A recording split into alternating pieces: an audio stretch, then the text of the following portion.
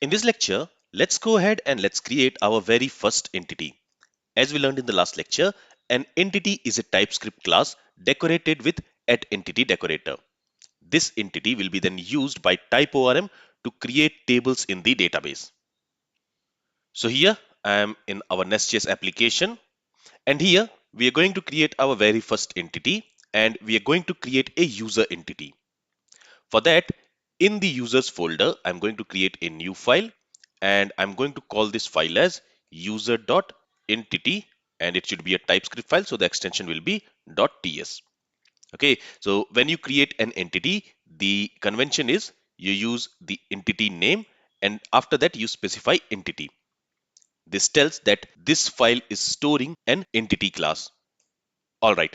Now, as we have learned, an entity is nothing but a TypeScript class. So here, first of all, what I'm going to do is I'm going to create and export a class, and I'm going to call this class as user.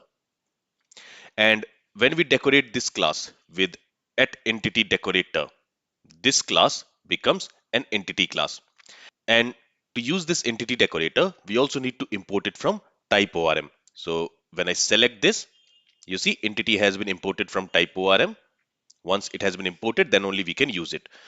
So we have to use it like this. So now we are decorating this user class with this @EntityDecorator. And now this user class has become an entity. Now remember that this entity which we have created here. So using this entity, the TypeORM is going to create a table in the database. And then this entity will also be used for creating the records in that database.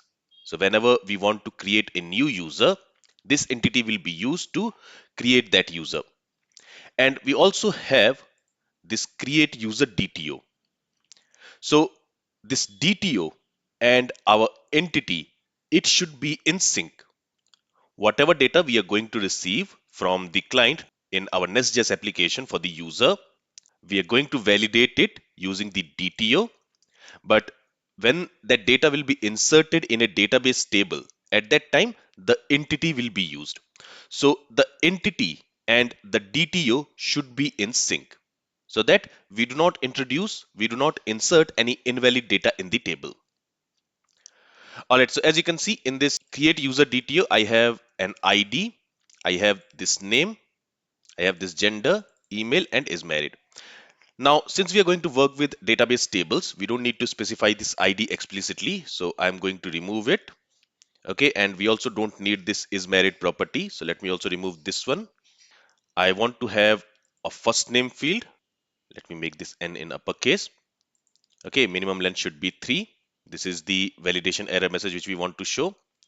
And it should be a string value. It should be non-empty. And let me copy this and let's paste it here.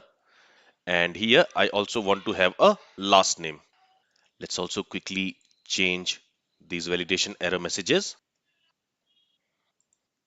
Okay, so I want to have a first name field, a last name field, gender, email, and I also want to have, and also let me make this email as non-empty. So the email should not be an empty value. So let me copy this and let's paste it here.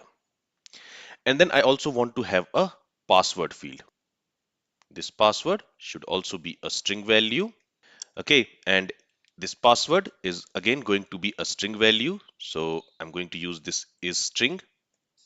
Then it should not be empty. So let's use is not empty. And it should have a minimum length of, let's say, 8 characters. So let's use min length and let's specify the minimum length as 8. So for now, let's keep these things. Okay, so in our DTO, we have first name, last name, gender, email, and password. So same thing, same fields, we also need to specify in our user entity. So let me go ahead and let me create these fields.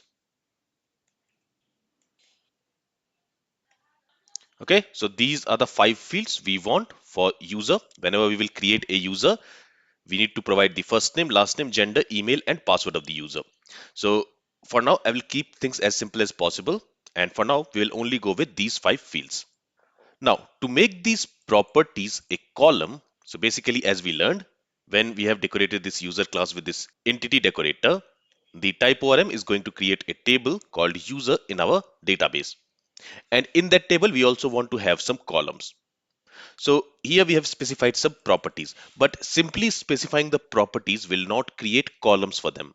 For that, what we need to do is we need to decorate these properties with at column decorator. Okay, and to use this at column decorator, we also need to import it from type ORM. So in this way, we need to decorate all the properties for which we want to have a column in the database table with this at column decorator. Okay, and apart from these fields, in a table, we would also want to have an ID field. The ID column of the table will uniquely identify each row of that table. So if you have a basic knowledge of SQL databases, there you might be knowing that each table will have a primary column which we call as ID. And this ID column stores unique values, and the value for this ID column gets generated automatically based on the ID value of its previous row. And this ID column identifies each row of that table uniquely. So here we are also going to have an ID field. This ID, it is going to be of type number. Okay, and with this ID also we want to have a column in our users table, but this column should not be a simple column. Instead, it should be a primary column. So here I can say at primary, and you will see for that we have two options, primary column and primary generated column. Now which one we should use here? When you use primary column, that column becomes a primary column, so it will only accept unique values. But for that column, you will have to give a value explicitly. You will have to provide a value explicitly.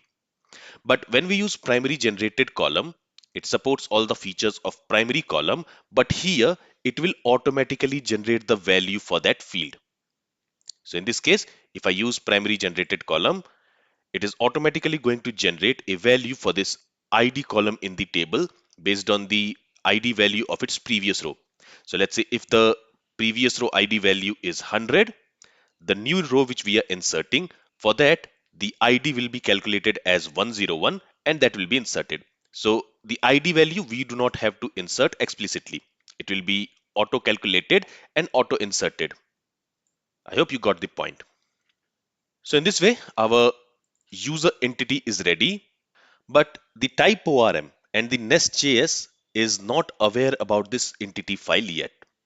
So what we need to do is, let me save this file, and now let's go to app-module.ts file. And there, for this type ORM module, when we are calling this for root async, there we are specifying some database settings. And in there, you will also see that we have this entities array. So in order to make type ORM and NestJS aware about the user entity which we have created, we have to specify that in this entities array. So here, let's specify that user entity, and in order to use this user entity, we also need to import it from this file. So let's also do that. It has been imported and it has also been added to this entities array. So remember that whenever you will create a new entity, you will have to add it to this entities array to make type ORM aware about it, so that it can create table in the database using this entity.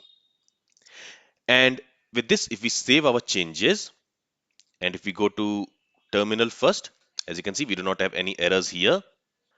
Let's go to PostgreSQL database. So we have connected to PostgreSQL database from this PG admin. In there, here we have our database NestJS. Let me expand that. There, let's go to schemas, public, and in there we should have tables. So as you can see, that user table has been created here. Okay, and you can also see the columns of that table. So we have the ID column, first name column, last name column, gender, email, password. Let me open one of these columns, the property of one of these columns. So here you can see the properties of the columns. So name of the column is first name.